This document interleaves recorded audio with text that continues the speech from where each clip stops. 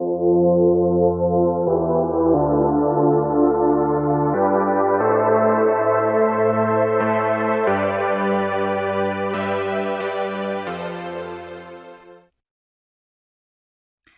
there, it's Stephanie Shea, Chief Astrologer for janspiller.com. Here again with Val D'Ambrosio. We are bringing you episode 6 of Coaching Through the Astrological Forecast. We're really excited about this episode. I am personally because it's about Aries season. Some people who watch my videos know I'm an Aries. You might not know I'm a double Aries, both rising and sun. So when I started compiling the topics, I felt like I knew this material pretty well. And Coach Val has her Venus in Aries. And so when we were brainstorming, she was relating to some of this. So I will give you some of the overall themes and some Aries astrology coming up. And then, of course, we review what are the shadow traits or the out of balance traits and some fixes to help channel the energy back into the positive side. So the things I love about Aries, of course, are their sense of adventure. It's a very courageous sign, not afraid to try new things. That's why they're known as the pioneer in doing things first. There is a competitive side, which doesn't have to be a bad thing. Sometimes some healthy, fun competition is just the thing to motivate people, and they're usually pretty good at motivating their friends to try new things and to challenge themselves. They're good leaders, they're pretty decisive and direct, and Aries is associated with physical activity and strength, which is also all amazing within reason. Some Aries can get a little crazy and overdo things physically. I know I've been there, but in general, I'm happy to have that part of my life. And so, yeah, you think of Aries as kind of the warrior, being willing to stand up and champion for what's right for them and their friends. And I really appreciate the enthusiasm and resilience Aries people bring to situations, not really letting it get them down. If something goes wrong, bounce back up, let's try it again. That's a good can-do attitude. And our Aries season is coming right up. It's starting on March the 20th. That's the spring equinox in the northern hemisphere, and of course the fall equinox in the southern hemisphere. But all over the world, it's still Aries season, and that signifies the astrological new year. And that's why the new moon in Aries is such a big deal. If you have Jan Spiller's book, New Moon Astrology, you know that the Aries new moon is one of the most powerful new moons of the year for intention setting. And this year it's April 1st, so it's coming right up. And that's the Eastern time zone, April 1st. I think it's way late at night on the west coast of the US on the end of March. But it's 11 degrees Aries. So if you were born on or around that date, that signifies a lot of new beginnings. But really for everybody, it's a big deal. So be sure and set intentions. This is initiating the lunar cycle for the whole next year. Now, the other Aries astrology that caught my eye was Mercury moving into Aries on March 27th, and that will last until April 8th. What I like about Mercury in Aries is that it's really good for lively, quick communications and making connections. It's a fast-moving energy. You may feel like things are really in the flow, especially because Mercury is not in retrograde. In fact, nothing is in retrograde for much of April. So I think it'll feel like things are cruising along. The thing to watch out for with Mercury in Aries is to maybe think before you talk, because it's an impulsive energy. And it doesn't matter what kind of Mercury you were born with. Sometimes when Mercury in the sky is in Aries, people suddenly feel more impulsive and blurt things out that they might regret later. So, give yourself a little pause. And that kind of leads me to some of the things that I came up with from my experience being a double Aries that can get out of balance when you have Aries energy in your chart. And I think especially about the inner planets, the sun, the moon, the rising sign, Venus, Mercury, or Mars. I think that it can be very difficult sometimes to focus on the experience of things. With that competitive side of Aries, you might lose sight of the process of the people around you and just sort of be tunnel visioned toward your goal. I know this is something I went through, and I would not even consider how I might feel. Never mind how other people might feel. I just wanted to get to the finish line. And that was literal because I was a runner running marathons, and I forgot that maybe I want to actually feel good at the end of the race and not be hurting myself. So, Val, you probably work with some people who have strong competitive urges. Maybe they're really into challenges, but they aren't having a fun experience, and their relationships might be suffering. And I'm curious how you work with people to help them get back on track. Yeah, definitely. And I've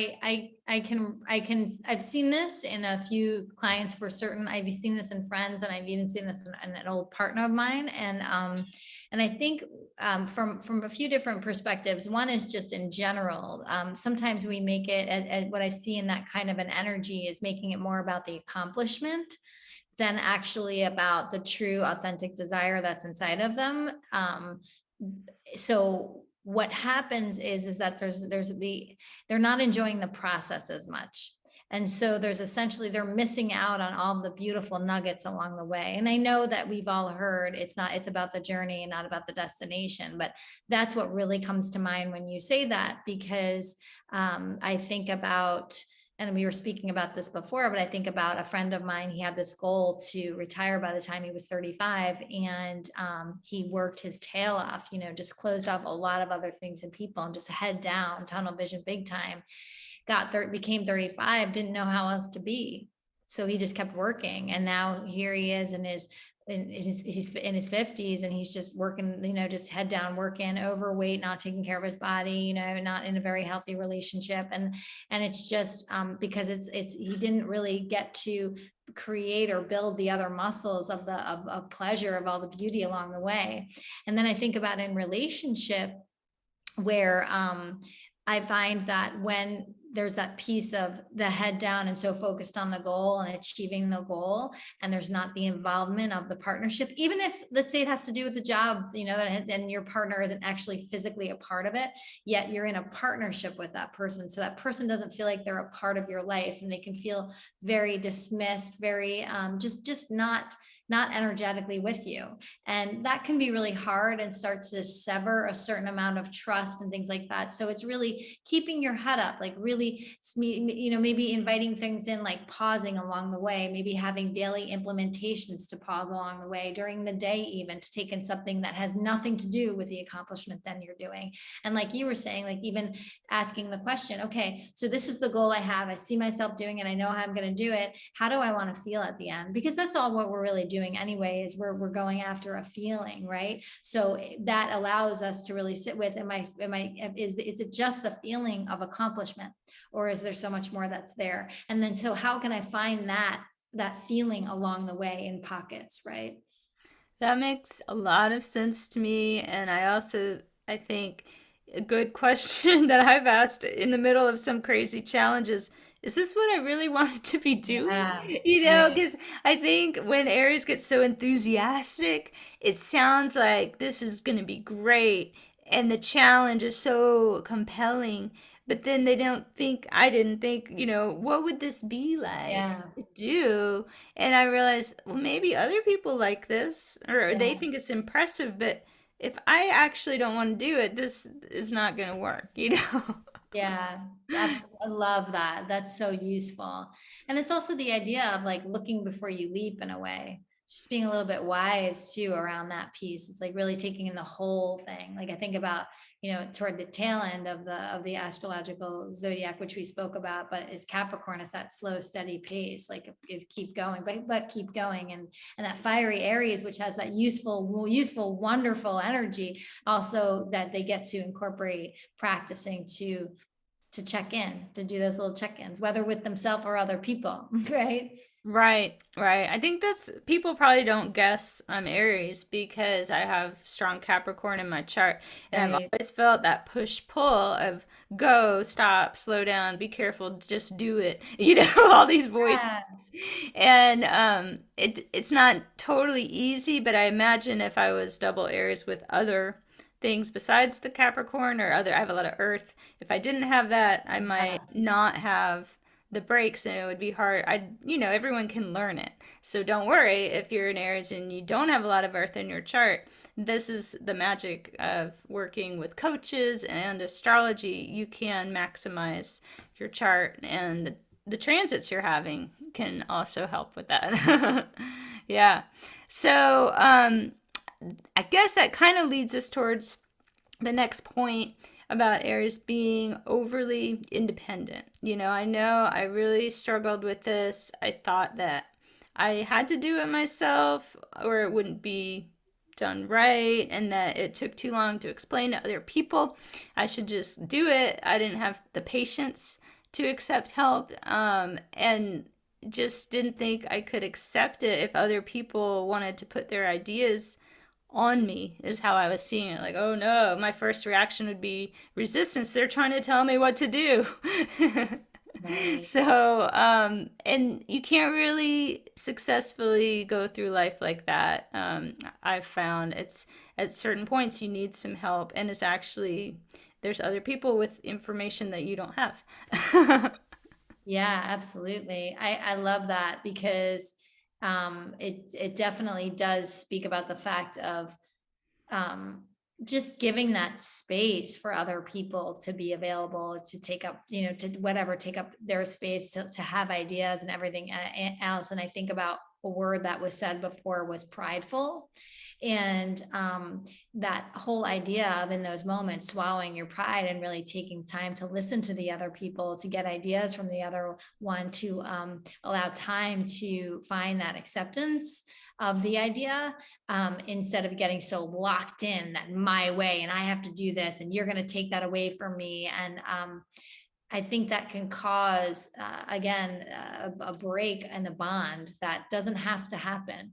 And not to mention that being around that energy that is so prideful, that is almost like, so determined. They also, I've seen this at least, they're not even aware of the people around them that are trying to help them, that are trying to contribute, that are trying to do something. And then they have a story sometimes in their head that they're doing it all alone. And I have to do it all alone.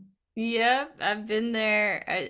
This was probably one of the hardest things, and to get myself to be patient enough to listen to other Oh, people's ideas. And so, yeah, I kind of thought, well, Aries likes to have a challenge. This is how I'm going to embody the challenge instead of making the challenge be me doing it myself. And yeah. it takes time to cultivate, but if I just give myself the time to go away, I don't have to decide in the moment.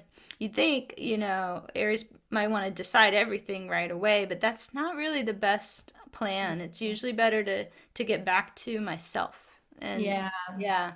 And Well, then, hopefully give the person credit for their idea. But sometimes I've been like, okay, and now here's what I'm doing. And the other person yeah. says, well, that's what I suggested, Yeah. But I've gotten better at that part too. That's awesome. Well, and it brings to mind, wow, like, so two things. One is, I mean, I can totally relate having my Venus and Aries right now as you're speaking. And one of them is I literally, two things that just happened. One was my partner, we were making some really big decisions about something, and we have to make them within the next few days, but we just realized we have to make the decision today. And just before I said, okay, and we're going to carve out time to do everything tonight, right? And we're going to go over and we're going to figure it out, right? And he's like, well, I might not be ready. And I was like, really? You're not ready? What do you mean? We have to do all this. And I just was on this, like, we have to do this right now. So it was that like kid energy of how about now? Like that was coming up, right? So it's, what I realized is, like, again, like you said, like taking a moment just to be like, you know what? Okay, let me just relax myself. And I love what you said. The invitation, this is a great one, I think, for everyone, regardless of where your signs are, is to keep going back to yourself, like go inward, like be still. And like, can we be still, especially in a world that is just so bombarded with so much external stimulation? It's like, can we be still to go in and really just sit with whatever, because we might actually reveal something so potent that we didn't even know was there. And that's a very challenging thing for me at times, because I want to go, do, and so that's useful, really, really useful. So thank you for that. Oh yeah, yeah. I mean, Yeah. I have a lot to say about Aries, Yeah. and yeah, Well, being still can be hard, but sometimes going for a long walk, mhm, mhm. something that still feels a little bit slow and meditative, but a lot Yes. of Aries people have to have a little motion in their Yes. thinking process. Totally. Yeah. Absolutely. Yeah, there's nothing wrong with that, right? Like we don't have to shame ourselves for being people that like to move, but also realizing we don't have to be cranking on our bikes or trekking up the hill so hard all the time. Like sometimes it could be really just a fluid, more slow, or more intentional movement. Yeah. And, the other thing that came to mind too, when you were speaking, was around the other people's ideas and not having to be so overly independent. Because another just example for those that can relate, my partner, I told him, I said, when I have this idea, or we've come to this understanding about something, and he has a totally different idea that comes out of left field. He's like, well, actually, I think it might be better that we do this, and it's already planned or something like that, or we decided. My first reaction is no. No, we've done it. That's what I want to say. But what I've discovered enough at this point in my life is realizing that when he says something, right, not only am I so used to being independent, right, but also I get locked in on it. That when he says something, I said, listen, sometimes when you say something that has different, or it's a new idea, I said, sometimes my first response will be no, and I will say it as gently as I possibly can. But I want you to know, and I really want you to understand, I am going to really actually let it in, and I'm going to think about it, but I'm going to take my time with it. And I think that for us that feel fiercely independent, to recognize it's okay if our first response is a, but also giving ourselves that time to really go, okay, I'm going to let it in. I'm going to give myself that permission to emotionally digest this information so I can come to my own understanding about it. And then, like you said, going back to that person, saying thank you, saying, oh, I've opened my mind. Oh, I see something different. I wouldn't have seen it before. And being humble, having a little piece of humble pie, like swallowing our pride in that moment, right? And I think that right there can also bring such beauty to a relationship. I agree. Yeah, this is really good advice. I think of all the signs, the Aries could feel some of the most challenge in partnership because it's the sign of the self. And but yet that's what most Aries people I know, yearn for because, that connection and that love, that's like the Aries child, really looking for that. So, learning how do people do that. Yeah, and this is great because Aries like to learn new things, so I've embraced that for sure. And then I guess this last piece is a tough one too, being a bit pushy at times or bossy. It's those natural leadership instincts that Aries have that can get out of hand. And I've been there too, just sort of like this is what we're doing, and I didn't really ask questions. I just kind of already made the decision, and Yeah. that really doesn't go well in relationships. Yeah. Yeah. Yeah. I've learned. Yeah. Yeah. That pushy, bossy nature. Again, it's checking in, where is it coming from, right? And then also, I mean, I think about one person in particular that was a client of mine, and one of the ways that I would describe her is she's bossy. And it wasn't something that, and I revered her in a lot of ways, but that was one way that I didn't want to be a leader, because to me, that wasn't inspiring. And so really sometimes especially what I love that you also said before around, like Aries loves challenges, like take these and use them as challenges instead of trying to be seen as the leader who's on top, or who's the best, or who can do what they said they could do. What about if it's to be a more well-rounded leader, right? And so taking time to really listen to others, taking time to ask deeper questions, and really checking in with, those moments of am I so stuck on my idea, or do I think my way is the right way, and am I imposing this and pushing this on another person?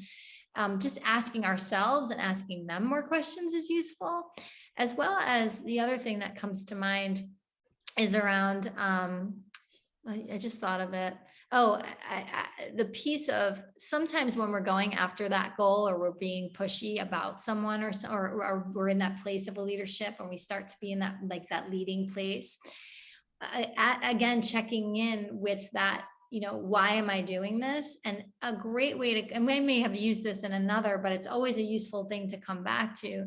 Is it good for me? Is it good for others? And is it good for the greater good? And I believe I learned that through Tony Robbins years ago. And it was something that it stuck with me for so long, because it might be good for you, but have you checked in and asked, as a leader, as somebody that's like, and it could be you're just leading friendship, you're leading, some on a trip with your friends or whatever it is. It doesn't have to be even in a work environment, but like, is this really good for others? And maybe you may not know that answer, but then there's the invitation to ask the question, right? And is it good for the greater good? Like, will actually me steamrolling, or will me taking this action, or will this over time create such a bad ripple effect that it's going to blow up everything else around it and just leave a trail of a mess, Yeah, yeah, it requires restraint, which is not Restraint. always Aries' strong Yeah. suit. But again, these are all skills that can be cultivated, and I love the Aries people in my life I know, or who have the planets. It's it's power. Aries is so powerful. I think of a beautiful, powerful horse, and the wild horse, and you just have to kind of channel the energy and learn some restraint, and then like let that part of you shine out as Aries, because people do look for strong leadership, and strong Yeah. leadership is inclusive, and so it's not about changing the core things, but just kind of refining it, and making sure it's the highest expression. And so I don't know, this is still work in progress in my life, but I get excited talking about it, because I think all of these things are solvable. Yeah. Yeah, and what comes to mind too is, as humans, we're limited in our energy. And so, right, we only have a certain amount of energy. Our physical body only has a certain amount of energy. We're just limited, our souls are unlimited, but our humanness as humans, we're limited. And I think about, if we're using our energy to push or to force or to make, or because we're so it has to be it, or I have to do it, and everything else like that, we're not utilizing our energy in other ways toward maybe cultivating greater skills that could, make us more well-rounded, or again have other things in life other than just that one goal, whether that's a relationship or friendships, or just whatever, a family, whatever it is. But I just think about that piece of the beauty of nurturing that, and giving ourselves that time to and challenge to create and use our energy in different, although might be uncomfortable, because it is different. It's not maybe toward the achieving the goal that's all fiery and lit up, but you can change that. And one of the things that you had said in our call before, you were talking about like they have the ability, and I see this too in a lot of the areas, to be like, they just become the cheerleader, and so it's like really like transmuting that energy, shifting it around, seeing it as a healthy challenge now, and using that energy to now cultivate this beautiful new skill that can make them just a little bit more, not as like willful and powerful and pushy and bossy, but also somebody that, anyway, you know what I'm saying. Yeah, being encouraging. And I think for me, I've found I'm really good at encouraging other people if I've been using that encouraging voice on Yeah. myself. So, yeah, Yes. there'll be some situation and I want to be resistant, and my inner cheerleader will say, "Okay, you can do this. Just listen, just hear it out, just go along with it. Go, don't make the decision now." Like I coach myself through it sometimes Yeah. so that, and it does help. And then I find, I can help other people sometimes with astrology, because I know this energy. If you have a bunch of Aries in your chart and it feels like it's overpowering, you can always look to some of the other planets and elements to help balance that out. And even if you only have one planet in water like I do, that's a planet. Or maybe you've got something in earth, something a little more calm. Yeah. Yes, absolutely. Well, I love your Aries energy and I love that it's your birthday time. I love it, love it, love it. And so thank you for being that fiery, wonderful energy in our lives. And that's created things like this for us to be able to go to tools. Well, yeah, and thank you. I can tell you've got so much experience with different personality types and just helping people kind of get back to the best person, that they are, and that's really important. I always enjoy these conversations. Yeah, me too. Me too. And just to say one last thing per what you said, using the voice of encouragement toward yourself, you find that you use that voice with other people around you. And I just want to really let that land and just kind of bring that back for a moment, because the way in which that we do really speak to ourselves, or the way we're treating ourselves internally, will inevitably show up in how we're showing the rest of the world and treating the rest of the world around us. And I think that, using that cheerleader, whether or not, right, you have Aries in your chart or whatever, but using the cheerleader, the voice of encouragement, the voice of compassion, the voice of just, really looking for the opportunity and seeing how life might really be happening for us, will then in turn support us and always showing up to be, a greater version of ourselves. Wow, that's a good one to end with. Thank you for all of this. And I feel like there's a pretty good handle on what's coming Yeah. up soon in astrology. Be sure and set your new moon intentions, and we'll be back again for Taurus season next month. Yeah, next year. Happy Zodiac New Year. That's right. Thanks so much, Val. Thank you. Bye bye. Bye.